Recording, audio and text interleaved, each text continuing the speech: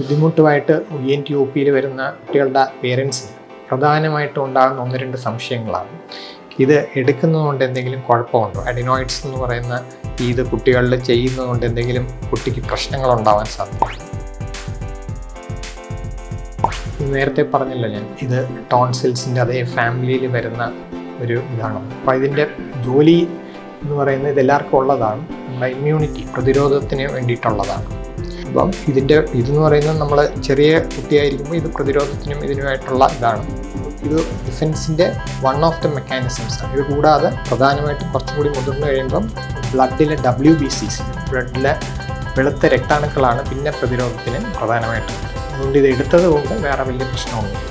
In fact ഇത് പല പ്രാവശ്യം ഈ ഇൻഫെക്ഷൻസ് പോലെ വന്നു കഴിയുമ്പോൾ ഇതൊരു റിസർവോയർ ഓഫ് ഇൻഫെക്ഷൻ, ഈ ബാക്ടീരിയ ഇതൊക്കെ അടിഞ്ഞുകൂടുന്നൊരു സ്ഥലമായിട്ട് ബയോഫിലിം പോലെ അതിൻ്റെ പുറത്തിങ്ങനെ അതിനകത്ത് പിന്നെ ആൻറ്റിബയോട്ടിക്സ് ഏൽക്കാത്തൊരു കണ്ടീഷൻ വരാറുണ്ട്.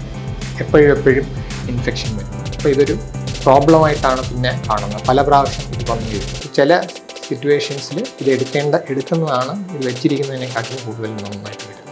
ഇതാണ് ഒരു പ്രധാന സംശയം, ഈ പ്രതിരോധ ശക്തി അപ്പം നഷ്ടപ്പെടുമോ എന്നുള്ളത്. അപ്പോൾ ഇത് കൂടാതെയുള്ള WBCs, ബ്ലഡിലെ WBCs ആണ് വരുന്നത്. പിന്നെ ഇതൊരു ഇൻഫെക്ഷൻ്റെ ഒരു ഫോക്കസായി മാറാനുള്ള ചാൻസസ് കാരണം അത് വന്നു കഴിയുമ്പോഴാണ് നമ്മൾ സർജറിയിലേക്ക്.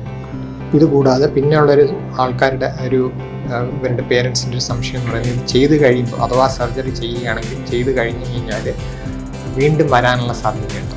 ഇപ്പം നമ്മൾ ഈ സർജറി എന്ന് പറയുന്നത് കോബ്ലേറ്റർ എന്ന് പറഞ്ഞ ഒരു ഇൻസ്ട്രുമെൻ്റ് വെച്ചിട്ടാണ് ചെയ്യുന്നത്. അത് ഉപയോഗിക്കുന്നതോടുകൂടി ഇതിൻ്റെ നമ്മൾ കംപ്ലീറ്റ് ആയിട്ട്, പണ്ടത്തെ പോലെയല്ല, അത് കംപ്ലീറ്റ് ആയിട്ട് എടുക്കാനും പറ്റുന്നുണ്ട്. ബ്ലീഡിങ്ങും തീരെ കുറവാണ്. അപ്പം ഇത് വീണ്ടും വരാനുള്ള സാധ്യത തീരെ കുറവാണ്.